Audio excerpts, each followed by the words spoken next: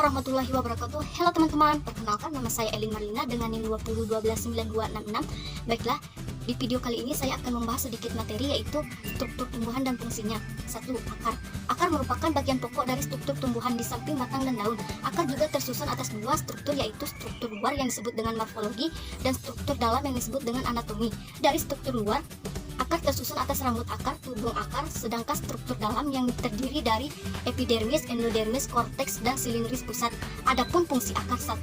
Menyerap dan menghantarkan udara dan mineral. Yang kedua, melambatkan tumbuhan ke tanah. Yang ketiga, menyimpan makanan.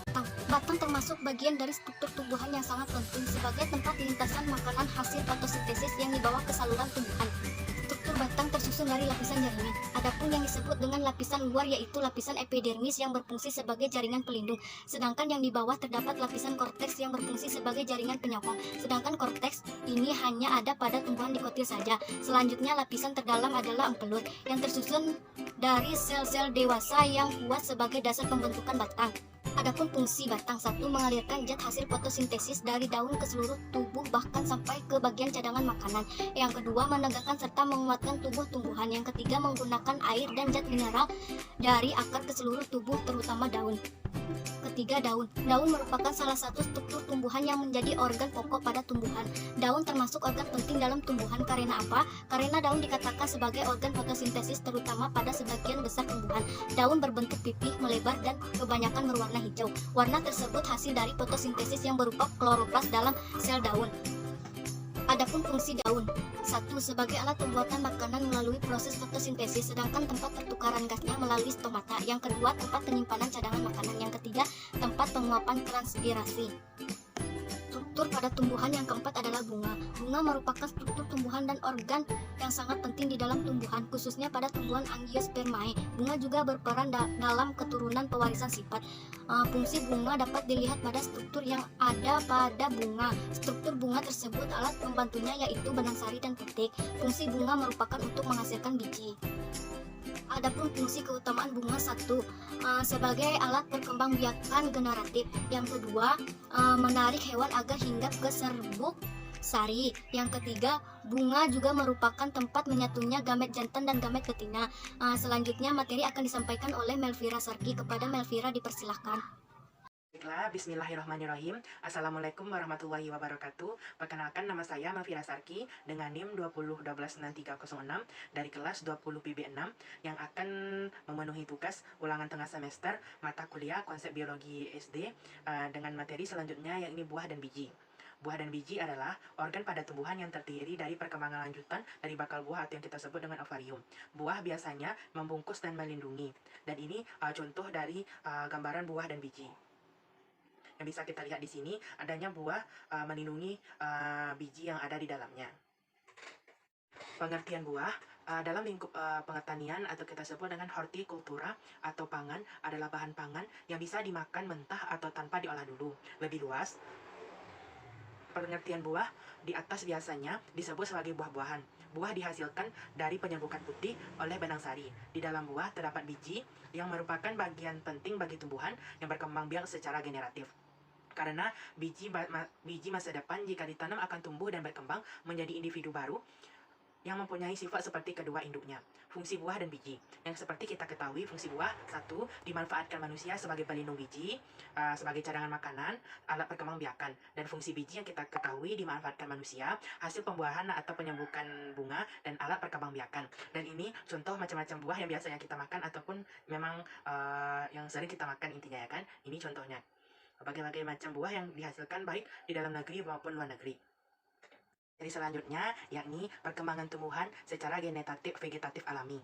Perkembangan ini mempunyai arti proses perkembangan biakan tumbuhan yang tidak melalui perkawinan atau peleburan, serta tidak mendapatkan bantuan dari manusia secara alami atau memang secara alamiah atau tanpa bantuan apapun. Beberapa contoh perkembangbiakan vegetatif alami seperti spora. Spora merupakan alat perkembangbiakan yang bertujuan untuk persebaran pada tumbuhan pembuluh non-biji. Dan ini contoh dari gambaran spora pada tumbuhan. Yang kedua, umbi lapis. Umbi lapis adalah alat perkembangbiakan yang berasal dari tumpukan daun yang berlapis-lapis dan tebal yang mempunyai susunan format roset. Contoh tumbuhan yang menggunakan umbi lapis untuk perkembangbiakan adalah bawang merah, bawang putih, bawang bombay, bunga bakung, tulip, bunga lilin, bunga hujan, bunga amarlis, dan bunga narsis. Dan ini salah satu contoh tumbuhan yang menggunakan umbi lapis, dan ini contoh sistem dalam umbi lapis. Materi ketiga yaitu umbi batang. Umbi batang merupakan alat perkembangbiakan yang berbentuk batang maupun struktur modifikasi batang yang ada di dalam tanah, biasanya digunakan sebagai cadangan makanan pada tumbuhan. Contoh tumbuhan yang berkembang biak dengan umbi batang diantaranya kentang, ubi jalar, talas, bengkuang, gadung, dan gembili. Ini adalah contoh dari talas. Kan bisa kita lihat ini adalah contoh talas. Yang keempat adalah umbi akar. Umbi akar adalah merupakan perkembangbiakan vegetatif alami yang memanfaatkan bagian akar yang berisi cadangan makanan. Dan contohnya tumbuhan berkembang biak dengan umbi akar adalah singkong, sedangkan umbi akar tunggang contohnya lobak dan wortel. Dan ini adalah contoh singkong yang biasanya kita makan sehari-hari, merupakan pertumbuhan vegetatif alami umbi akar. Baiklah, materi selanjutnya yakni tunas. Tunas adalah perkembangbiakan tumbuhan yang memanfaatkan bagian tumbuhan yang baru tumbuh atau kuncup. Contoh perkembangbiakan tumbuhan dengan tunas yakni pisang, tebu, dan bambu. Ini contoh tumbuhan perkembangbiakan dengan tunas. Yang keenam, tunas adventif, yakni tunas yang memiliki kemiripan dengan tunas biasa, namun tunas adventif merupakan tumbuhan yang tumbuh dari bagian tumbuhan seperti akar dan daun. Contoh tumbuhan yang perkembangbiakan menggunakan tunas adventif adalah cocor bebek, cemara, atau sukun. Dan ini selanjutnya contoh ada tumbuhan yang menggunakan vegetatif alami tunas adventif. Dari berikutnya yakni rizoma atau akar tinggal. Akar tinggal ini disebut dengan rimpang, artinya perkembangbiakan tumbuhan yang tumbuh dan menjalar di bawah permukaan tanah. Contoh tumbuhan yang berkembang biak dengan menggunakan rimpang atau rizoma yakni jahe, lengkuas, kunyit, dan temulawak. Dan ini contoh tumbuhan yang perkembangbiakannya dengan rizoma atau akar tinggal atau rimpang. Dan materi selanjutnya, geragih atau stolon. Geragih atau stolon merupakan perkembangbiakan tanaman dengan memodifikasi bagian batang yang tumbuh menyamping atau bisa disebut dengan bagian batang yang bercabang pada batang tanaman. Contoh tanaman yang perkembangbiakannya menggunakan geragih atau stolon yakni stroberi, rumput teki, dan pegagan. Dan ini contoh tumbuhan yang perkembangbiakannya dengan geragih atau stolon. Ini bisa kita lihat dengan seksama ya. Perkembangbiakan vegetatif alami seperti spora. Spora merupakan alat perkembangbiakan yang bertujuan untuk persebaran pada tumbuhan pembuluh non biji. Dan ini contoh dari gambaran spora pada tumbuhan. Yang kedua, umbi lapis. Umbi lapis adalah alat perkembangbiakan yang berasal dari tumpukan daun yang berlapis-lapis dan tebal yang mempunyai susunan format roset.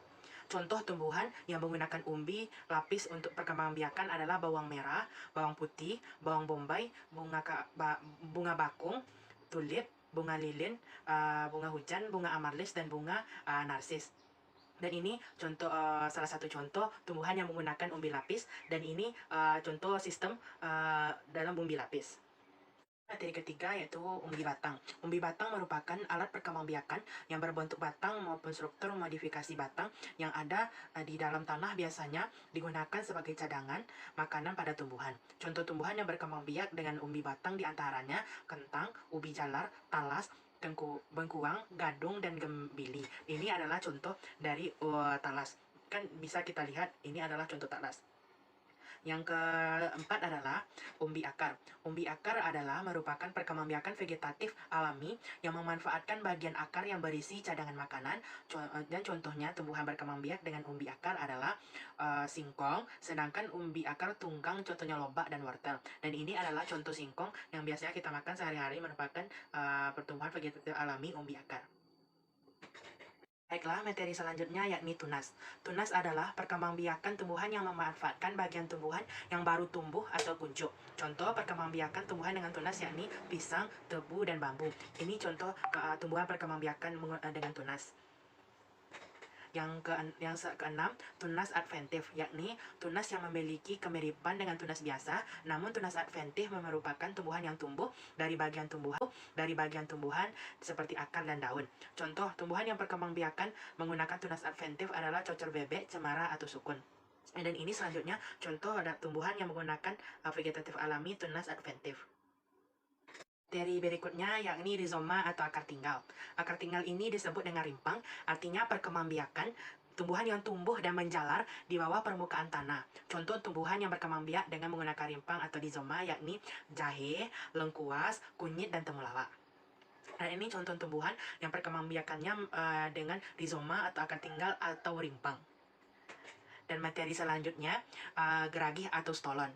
Geragi atau stolon merupakan perkembangbiakan tanaman dengan memodifikasi bagian batang yang tumbuh menyamping atau bisa disebut dengan bagian batang yang bercabang pada batang tanaman. Contoh tanaman yang perkembangbiakannya menggunakan geragi atau stolon yakni stroberi, rumput teki, dan pegagan. Dan ini contoh tumbuhan yang perkembangbiakannya dengan geragi atau stolon. Ini bisa kita lihat dengan seksama ya.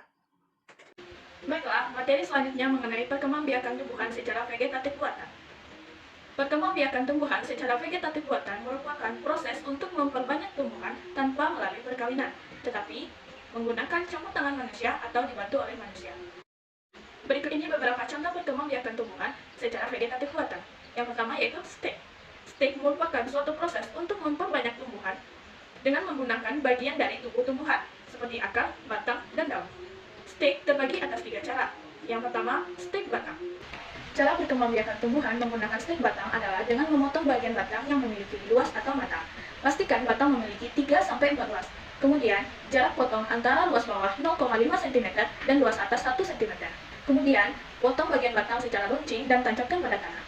Beberapa contoh tanaman yang dapat tumbuh menggunakan stek batang yaitu kopi, kangkung, anggur, mawar, cabai, tomat, dan sebagainya. 2. Stek daun. Cara perkembangbiakan tumbuhan dengan menggunakan stek daun adalah dengan memilih daun yang sudah tua terlebih dahulu. Lalu, potong bersamaan dengan tangkai di bawahnya agar mudah tumbuh.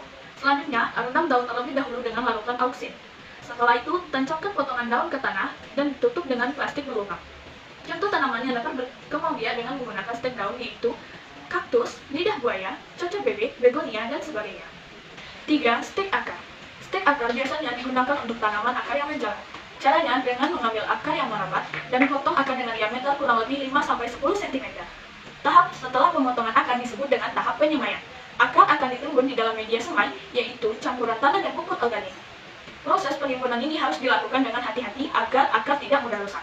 Kemudian, siram akar secara rutin. Contoh tanaman yang berkembang biak dengan menggunakan stek akar yaitu stroberi, jambu biji, cemara, apel, dan sebagainya. Contoh perkembangbiakan tumbuhan secara vegetatif buatan yang kedua adalah dengan mencangkok. Cangkok yaitu proses memperbanyak tumbuhan dengan cara melukai bagian pada batang tumbuhan. Cara melakukan pencangkokan yaitu dengan melukai batang, kemudian bungkus dengan tanah dan tutup rapat dengan menggunakan plastik. Gunakan plastik bening agar lebih mudah untuk memantaunya. Setelah tumbuh, akar tanaman dapat dipotong. Kemudian, tanaman bisa ditanam di pot atau di tempat lain. Contoh tumbuhan yang dapat berkembang biak dengan menggunakan cangkok yaitu mangga, jeruk, kelengkeng, rambutan, sawo, jambu biji, dan jambu air.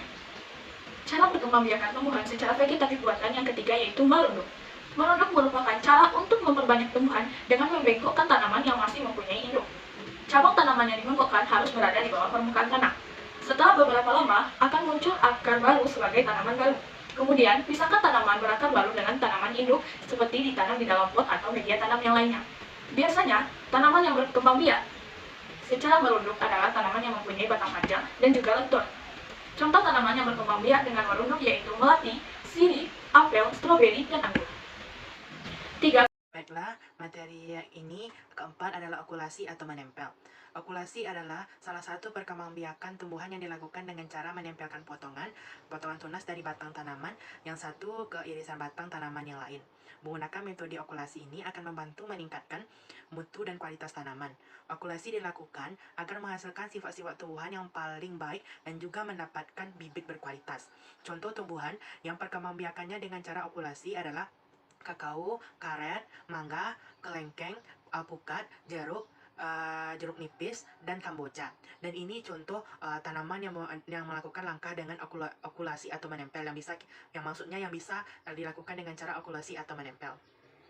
Dan yang berikutnya adalah menyambung atau kopulasi.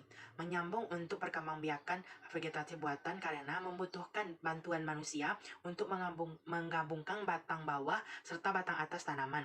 Namun hampir mirip dengan teknik okulasi karena menginginkan tanaman-tanaman bersifat unggul. Dan contoh tanaman yang menggunakan menyambung ini adalah tanaman kopi, durian, ketela pohon, tomat, terong, dan mangga. Dan ini contoh tanaman yang bisa dilakukan menyambung atau kopulasi. Dilihat dengan baik yang sesama ya.